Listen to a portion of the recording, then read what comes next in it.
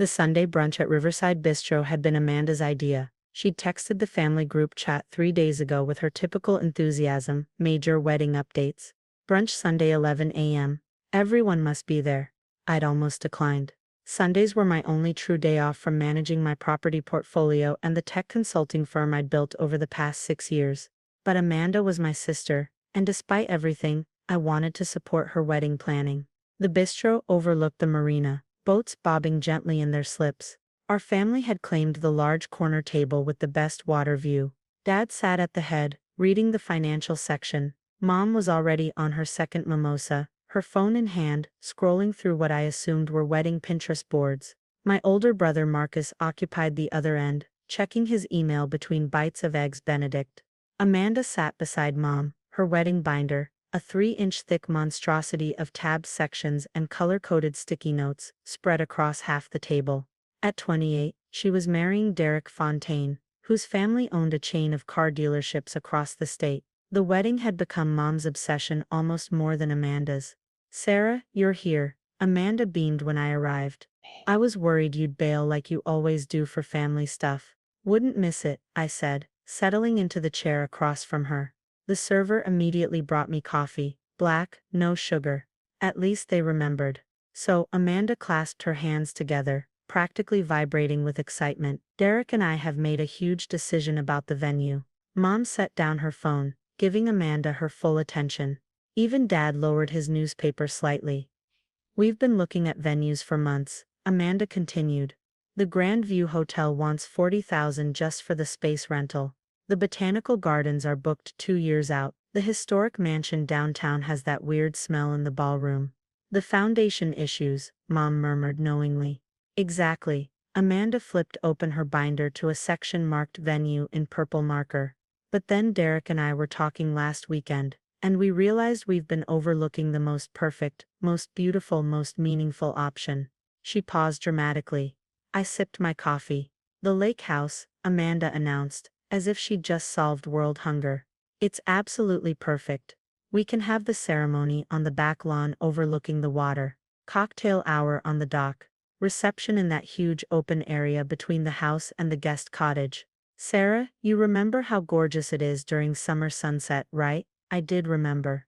I remembered every detail of the property at 847 Lakeshore Drive. The sprawling main house with its wall of windows facing the water. The wraparound porch with hand-carved railings. The private dock extending 60 feet into the lake. The guest cottage that could sleep 8. The manicured 2 acres of lawn and gardens. The stone fire pit area. The boathouse, I remembered because I'd closed on the property 4 years ago for $1.3 million, paid in full through my LLC. "It's family property," Mom added, reaching over to squeeze Amanda's hand. "Your grandmother and grandfather spent every summer there when we were growing up. It's absolutely the right choice." "Exactly." Amanda was nearly bouncing in her seat now. "And it's free. Do you know what we can do with the $40,000 we'd have spent on venue rental? The photographer package Derek wants is $12,000. We can upgrade the florals, get the premium band, do the champagne wall I've been dreaming about." "When's the date again?" Marcus asked, not looking up from his phone.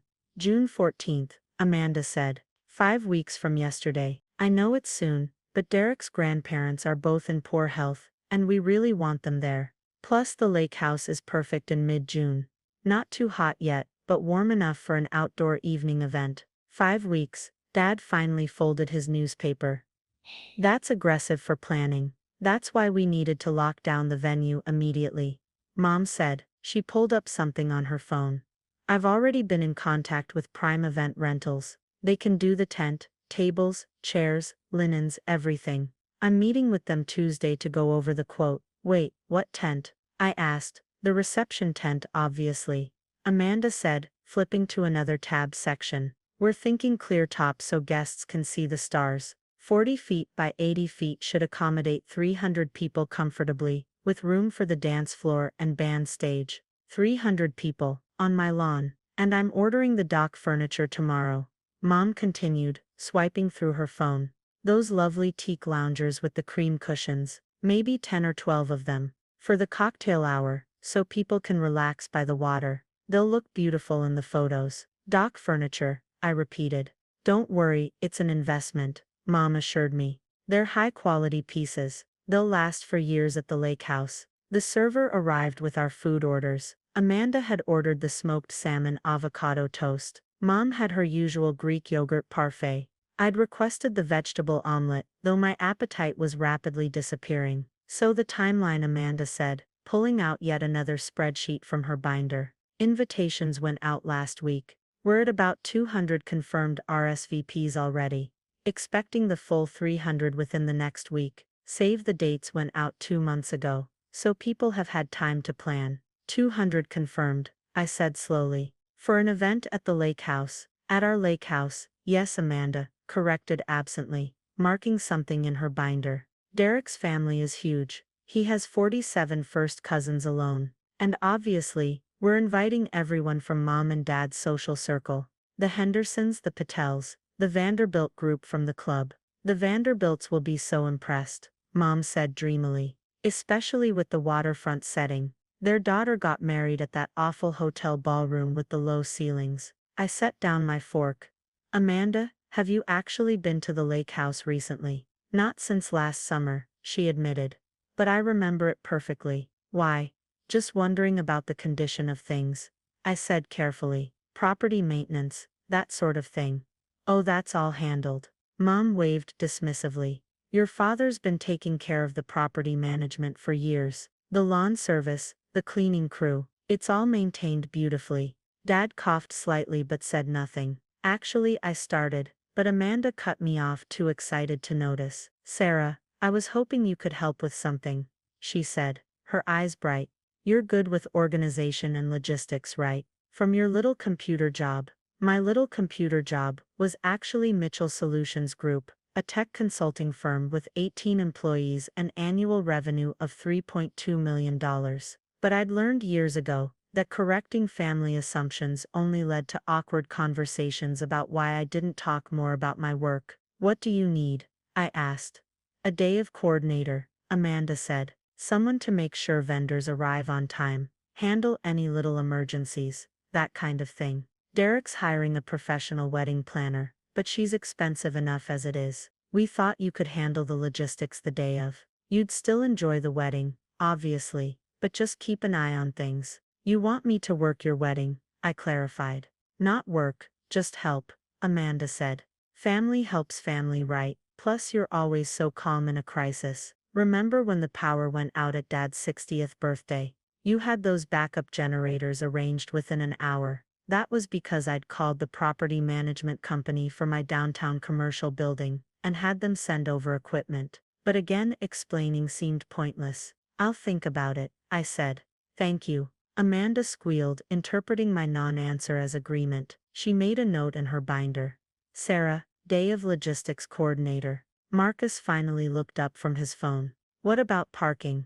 300 people is a lot of cars. We're hiring valet service, Mom said. They'll park cars along the main road and shuttle people down to the property. The driveway can fit about 20 cars, and we'll reserve those spots for elderly guests and VIPs. My driveway. My property, my lawn about to be covered with a massive tent and 300 wedding guests. The caterer sent over the menu options, Amanda continued, pulling out another section of her binder. We're thinking past hors d'oeuvres during cocktail hour. Those little crab cakes, prosciutto-wrapped asparagus, truffle mac and cheese bites. Then for dinner, choice of filet mignon, Chilean sea bass, or vegetarian risotto. And the cake. She was interrupted by a knock on the bistro's front window. A courier stood there in a brown uniform, checking a clipboard. The hostess pointed toward our table. Sarah Mitchell, the courier called out, approaching our table. That's me, I said. Certified mail requiring signature, he said, extending his electronic tablet. From the Lakewood County Assessor's Office. The table went quiet. I signed the tablet, and he handed me a thick manila envelope with official government seals. What's that about? Dad asked, his newspaper now fully lowered. I opened the envelope. Inside was the annual property tax statement for 847 Lakeshore Drive. The document was comprehensive. 2 pages detailing the assessed value, tax rate and payment due. Property address, 847 Lakeshore Drive, Lakewood County. Owner of record, Sarah Elizabeth Mitchell. Assessed value, $1,847,000. Annual tax due, $47,318. Payment status, current, paid in full via auto pay. The document included my name in bold letters, my LLC's name as the holding company, the legal description of the property, the payment history showing 4 years of tax payments, all on time, all from my accounts. Amanda's face had gone pale. Her wedding binder, which she'd been holding at an angle to show Mom the cake options, slipped from her hands. It hit the edge of the table and tumbled to the floor with a heavy thump, scattering loose papers and sample fabric swatches. I don't understand, Mom said slowly, reaching for the document. I handed it to her. She read it, her lips moving slightly, then read it again. This must be a mistake. It's not a mistake, I said quietly. But, Sarah Elizabeth Mitchell, Mom read aloud, owner of record, that's you, yes.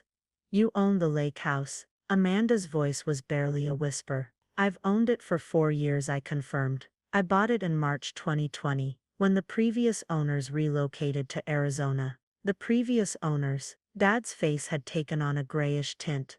Sarah, that property has been in the family since never, I interrupted gently. Grandma and Grandpa rented it every summer for 20 years. They never owned it. The Hendersons owned it. When Mr. Henderson died, and Mrs. Henderson moved to assisted living, their kids sold it. I bought it.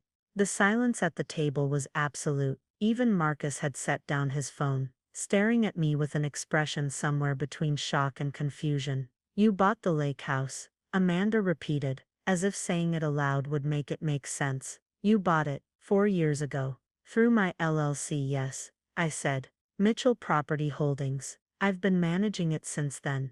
Managing it, Mom echoed. We thought your father was handling the property management. Dad cleared his throat uncomfortably. I may have let you believe that, but Sarah's been the owner since she purchased it. I knew about the sale, but she asked me not to mention it to the family. Why? Amanda's voice cracked slightly. Why would you buy it and not tell us? Because I knew this would happen, I said, gesturing at the scattered wedding binder on the floor. I knew the family would treat it as communal property instead of respecting that it's mine. But we've been planning the entire wedding around the lake house. Amanda's voice was rising now, drawing attention from nearby tables. 200 people have already confirmed. The save the dates had the address on them.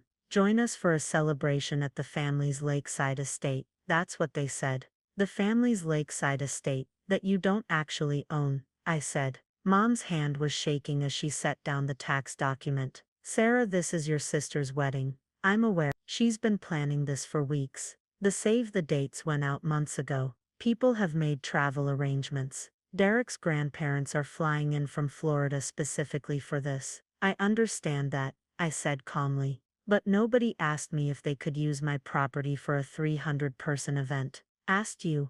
Amanda stared at me like I'd grown a second head. It's the lake house. It's always been available for family events. When you didn't own it, I pointed out. When the Hendersons owned it, Grandma and Grandpa paid them rental fees every summer. $12,000 per season, if I remember correctly from the records. You're saying you want us to pay you? Mom's voice was cold now. Your own sister's wedding. I'm saying nobody consulted me, I replied. You didn't ask if the property was available. You didn't ask about my plans for that weekend. You didn't discuss logistics, insurance, liability. You just decided you were using my home, and assumed I'd be fine with it.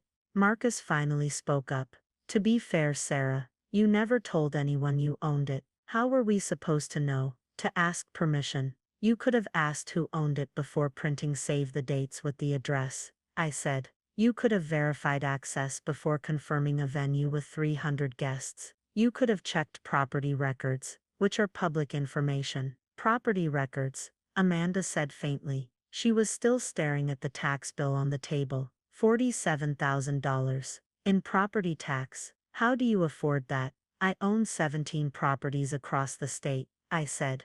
The lake house is actually one of the smaller ones. My commercial building downtown generates enough monthly rental income to cover the lake house's annual expenses 3 times over. The revelation seemed to physically stagger Mom. She grabbed the edge of the table. 17 properties. You own 17 properties. 18, actually, as of last month, I corrected. I acquired a mixed-use building near the university. Great rental market with the student population. Your little computer job, Amanda said, her voice hollow. My tech consulting firm does well, I acknowledged. But the real estate portfolio is where most of my net worth comes from. I started investing in properties 6 years ago, bought distressed assets, renovated them, either sold for profit or kept them as rentals. The lake house was always meant to be a personal property, not an investment, which is why I've kept it private. Dad was nodding slowly, as if pieces were finally clicking together. The times you were too busy for family dinners, you were closing deals. Often, yes. The old car you drive, Mom said, gesturing vaguely. We thought you couldn't afford anything better. But you were just being discreet, I finished. I prefer not to draw attention to my financial situation. By letting your family think you were barely scraping by? Amanda's shock was morphing into anger now. We felt sorry for you, Sarah. Mom and Dad offered to help you with rent money last year, which I declined, I reminded her. I've never asked this family for financial help, not since I graduated college and started working. But you let us believe you needed it, Mom said. That's almost worse than asking for it. The server approached hesitantly, probably drawn by Amanda's raised voice. Is everything all right here? Can I get anyone anything? We're fine, Dad said tersely. The server retreated quickly. Amanda bent down and started gathering the papers that had fallen from her binder. Her hands were shaking. The wedding is in 5 weeks. 5 weeks, Sarah. What am I supposed to do? Find another venue, I said. It sounded harsh even to my ears, but there was no gentle way to say it. In 5 weeks? With 300 guests? Amanda's eyes were filling with tears now. Do you have any idea how impossible that is? I know it's difficult, I acknowledged, which is why you should have confirmed venue availability before sending save the dates. With our own family property, Amanda practically shouted. Who confirms availability for their family's lake house? Someone who realizes it's not actually their family's lake house, I said. Mom stood abruptly, her chair scraping loudly against the floor. I cannot believe how selfish you're being. This is your sister's wedding day, the most important day of her life, and you're going to ruin it over property ownership technicalities. I'm not ruining anything, I said, keeping my voice level. I'm simply clarifying that my home is not available for use without my permission. Then give permission, Mom snapped. For God's sake, Sarah, be reasonable. I don't think it's unreasonable to expect to be consulted before my property is volunteered for an event, I replied. Marcus cleared his throat. Maybe there's a compromise here. Sarah, what would it take for you to agree to the wedding being held at the lake house? I'd been expecting this question. I pulled out my phone and opened the Notes app where I'd been doing calculations since Amanda first mentioned the venue. A 300-person event on that property would require several things, I said. First, special event insurance with at least $5 million in liability coverage. The premium for that would be approximately $8,000 for a single-day policy. $8,000. Amanda gasped. For adequate coverage. Yes, I continued. Second, I'd need a professional security team to manage the property during the event. My insurance agent specifically requires that for events over 100 people. That's another $6,000 minimum. $14,000 already, Mom calculated, her face ashen.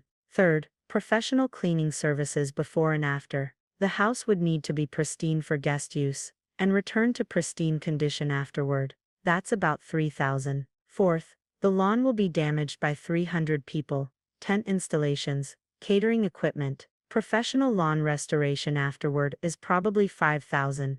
I scrolled down my notes. Fifth, the dock isn't rated for commercial use or large gatherings. I'd need an engineer to certify it's safe for the cocktail hour you're planning, and likely need to purchase additional liability coverage specific to the waterfront access. That's another $4,000 combined. We're at $26,000, Dad said quietly, and that's not counting the dock furniture Mom mentioned ordering, which I didn't authorize and won't be paying for, I added. or the wear and tear on the interior of the house if you're planning to use it for bridal suite preparations or guest access, or the risk to my personal belongings that are currently in the house. Amanda's tears were flowing freely now. You want $26,000 to use the lake house for one day? I'm not saying I want anything, I clarified. I'm explaining what would be required to use my property safely and legally for an event of this magnitude. These aren't arbitrary numbers I'm making up.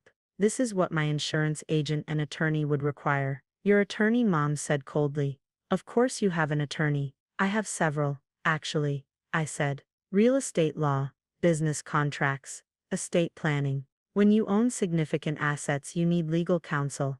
The bistro had gone noticeably quieter. Other tables were openly watching our family drama unfold. Amanda was crying into her napkin. Mom looked like she wanted to flip the table. Dad seemed to have aged 10 years in the last 20 minutes. Marcus was staring at his eggs Benedict like it might provide answers. I have a question, Marcus said finally. You said Dad knew you bought the property. Why didn't you tell the rest of us? I looked at Dad, who had the grace to look uncomfortable. I told your father because the purchase required me to liquidate some family stocks that were in my name. I needed his signature on a few transfer documents. I asked him to keep the purchase private because I wanted at least one aspect of my life that wasn't subject to family input and assumption. Family input, Amanda said bitterly. Is that what you call your sister wanting to celebrate her wedding? I call it exactly what happened this morning, I said. You announced you were using my property. You didn't ask, you didn't check, you didn't consider that I might have plans for it, or that I might value my privacy. You assumed it was available and acted accordingly. Because we're family, Amanda cried. Family doesn't need permission to use family property. But it's not family property, I said, tapping the tax bill that still lay on the table. It's my property. The county assessor is very clear on that point. Mom sat back down heavily. So what happens now? Now Amanda needs to find a different venue, I said. I'm sorry the timing is difficult, but that's not something I can fix. Can't or won't? Mom demanded. Both frankly, I said. I won't agree to a 300-person event on my property, and I can't make alternative venues magically become available. Amanda was frantically scrolling through her phone now, her tears forgotten in sudden panic. The Grandview Hotel still has their website updated. Maybe they still have June 14th available. Call them, Marcus suggested. Right now. Maybe you get lucky. Amanda stepped away from the table, phone pressed to her ear. We could hear her talking rapidly to whoever answered, her voice high and strained. Yes, June 14th. I know it's short notice. No, I understand. Nothing available at all. What about the smaller ballroom? Even that's booked. I see. Thank you anyway. She returned to the table, her face completely drained of color. They're fully booked for the entire summer. They said June is peak wedding season and most venues book out a year in advance. Try the Botanical Gardens, Mom urged. They told me 2 years when I called them in January, Amanda said, but she was dialing anyway. This time the conversation was even shorter. She hung up without saying goodbye. What about hotels outside the city? Marcus suggested. You could have shuttle buses bring people in. Derek's grandparents can't travel that far, Amanda said. It was already going to be difficult for them to get here. We specifically chose a local venue so they wouldn't have to travel more than they absolutely had to. She looked at me, and for the first time there was something other than anger in her eyes. It was desperation. Sarah, please. I'm begging you. I know we should have asked first. I know we made assumptions. You're right about all of it, but please don't let a mistake ruin my entire wedding. I'm not ruining your wedding, I said, though the words felt hollow even to me. I'm just not providing my home as a venue. It's the same thing, Amanda shouted. Don't you understand? Without the lake house we don't have a venue. Without a venue there's no wedding.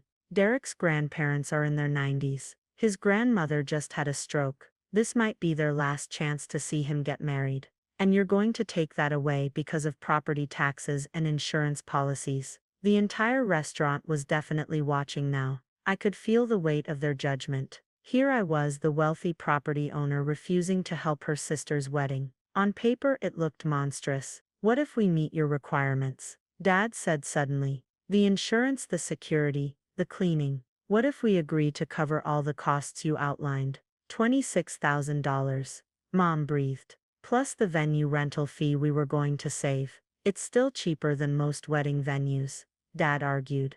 The Grandview wanted $40,000 just for the space. If we agree to Sarah's terms, would you allow the wedding to take place? All eyes turned to me. Amanda's tear-stained face was hopeful now. Mom looked calculated, already planning how to fund this. Marcus seemed relieved that a solution might be emerging. Dad looked tired but determined. And I realized I was trapped. If I said no now, I wasn't just refusing to let my property be used. I was actively choosing to ruin my sister's wedding despite her willingness to meet my terms. Every person in this restaurant would go home and tell the story of the cruel sister who valued property rights over family bonds. There are conditions, I said slowly. Anything, Amanda said immediately. The wedding planner you're hiring needs to coordinate directly with my property manager, I said. All vendor access, all setup and teardown, all logistics go through them. No one enters the property without authorization. Done, Amanda agreed. The insurance policies need to be purchased and verified by my attorney before any contracts are signed with vendors. I continued. I want documentation that everything is covered. We'll handle it, Dad said. The house interior is off limits except for bathroom access, I said firmly. Bridal party preparations happen in the guest cottage only, which will be emptied of my belongings beforehand. No one goes into the main house. That's fine, Amanda said quickly. The cottage is plenty big enough. And after the wedding, we go back to the way things were, I said, looking at each family member in turn. You don't assume access to my properties. You don't make plans involving my assets. You treat my belongings as mine, not as communal family resources. Is that clear? There was a long pause. Then Mom nodded stiffly. Crystal clear, Amanda, I prompted. Yes, she said. I understand. And Sarah, thank you. Really, I'm sorry we didn't ask first. We just thought, you thought wrong, I said. But I tried to soften it with a slight smile. But congratulations on your wedding. I hope it's beautiful. Amanda practically collapsed back into her chair, relief washing over her face. Oh my God, I thought my entire wedding was going to fall apart. Derek is going to die when I tell him about this. Speaking of Derek, Marcus said, does he know the lake house isn't actually family property? Amanda's face flushed. I mean, I may have told him it was ours. Kind of, in the sense that we've always used it. You might want to clarify that, I suggested dryly. Before he finds out from the property records on the insurance paperwork. Right? Yeah, I'll tell him, Amanda said, though she looked distinctly uncomfortable about that conversation. Mom was already back on her phone, probably calculating how to redistribute the wedding budget to cover the additional costs. Dad was reading through the tax bill again, studying it like it might reveal secrets about my finances. The server approached cautiously. Can I get anyone dessert? Coffee, just the check, Dad said. And make it one bill. I'm paying. We sat in awkward silence while the server processed the payment. Amanda was reorganizing her binder, making notes about what needed to happen next. Marcus had returned to his phone. Mom was still scrolling through what I could now see were furniture websites. She hadn't given up on those dock loungers. I do have one question, I said, looking at Mom. Those teak loungers you were planning to order. Where exactly were you planning to have them delivered? Mom had the grace to look embarrassed. I may have already given them the lake house address. Cancel that order, I said firmly. If you want dock furniture for the wedding, rent it through the event company. It gets delivered the morning of the wedding, and picked up the next day. Nothing gets permanently added to my property without my explicit approval. Fine, Mom said tightly. I'll cancel it. The check arrived. Dad paid without looking at the total. We gathered our belongings in silence. Amanda clutched her binder to her chest like a life preserver. As we filed out of the bistro, I could feel the stares from other diners. I imagined the conversations they'd have later. Can you believe that woman? Her own sister's wedding. But none of them knew the full story. They hadn't seen the years of family assumptions, the constant boundary violations, the way my privacy and autonomy had been slowly eroded. In the parking lot, Amanda approached me hesitantly. Sarah, thank you. Really, I know I messed up. Just don't let it happen again, I said. I won't, she promised. And can I ask, Why didn't you tell us? About the properties, the business, all of it. I considered the question carefully. Because the moment I told you everything would change. You'd have opinions about my investments, questions about my spending, expectations about what I should do with my money. I wanted one part of my life that was just mine. Does that make sense? Amanda nodded slowly. Yeah, actually it does. I mean, I don't like it, but I get it. Good, I said. I'll see you at the wedding. You'll still come, even after all this. You're my sister, I said simply. Of course I'll be there. Amanda hugged me then, quick and fierce. Thank you for everything. And I really will make sure Derek knows the truth about the property. I watched her walk away toward her car, wedding binder still clutched tightly. Mom and Dad were talking in low voices by their Mercedes, probably already strategizing about the conversation they'd have with me later. Marcus gave me a wave before climbing into his Tesla. I sat in my own car, a 7-year-old Honda Civic, that I'd paid off years ago and never bothered replacing, and pulled out my phone. My property manager had already texted, saw the county tax statement went out today. Everything okay? I typed back. Family found out about the lake house. Wedding venue situation. I'll call you Monday to coordinate details. 3 dots appeared immediately. Oh boy, good luck with that. Thanks. I'll need it. I drove home to my actual residence, a modest 2-bedroom condo in a quiet neighborhood. Not the penthouse some might expect given my portfolio. Not the mansion or the estate, just a simple comfortable home that suited my needs perfectly. The lake house was beautiful, there was no denying that, but it had never been about the property itself. It had been about having something that was mine, something I'd earned through years of careful investing and strategic planning, something the family couldn't just assume access to. And now they knew. The secret was out. My quiet, private financial life had been exposed over brunch at a waterfront bistro, revealed by a property tax bill arriving at exactly the wrong moment. Or maybe exactly the right moment. Because now at least, the boundaries were clear. The property was mine. The choices were mine. And whether the family liked it or not, they'd have to respect that. I thought about Amanda's wedding, now just 5 weeks away. 300 guests gathering on my lawn, celebrating love and commitment and family bonds. There would be joy there, and dancing, and probably some spectacular sunset photos over the lake. And when it was over, when the tent came down and the rental furniture was hauled away and the guests went home, the lake house would still be mine. My property, my investment, my boundary. That was worth more than any family assumption about what should belong to whom. My phone buzzed with a text from Amanda. Just told Derek everything. He wants to apologize to you in person. Sunday dinner at our place next week. I smiled and typed back. I'll be there. Family was complicated. Boundaries were hard. But maybe, just maybe, we were all learning.